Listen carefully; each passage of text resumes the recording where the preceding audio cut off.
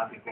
Patuloy po ang pag-aaral namin kung kailangan po yan. Araw-araw ay nagdi-deliberate kami. Makikita nyo naman po, ay lagi kami nandun sa kwarto namin, labas-pasok po kami. At pinag-aaralan namin ng ebidensya ang inilalasan sa floor. So, huwag niyo po kami madaliin. Tama po yung sinabi ng aming lead counsel na pinag-aaralan yun. Kasi po hindi rin naman namin dapat sabihin sa publiko.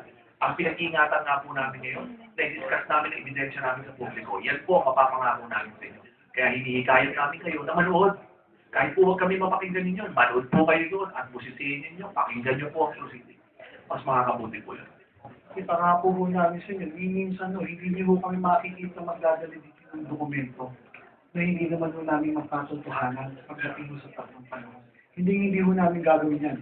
Sapagkat malinaw po sa pag-umpisa ng proseso nito, ang aming pagtitiwala sa Senate Impeachment Court, ang aming paggalang sa proseso, at ang aming pagsunod sa alin-tungkulin hanggang ngayon po sa mga panahon nito.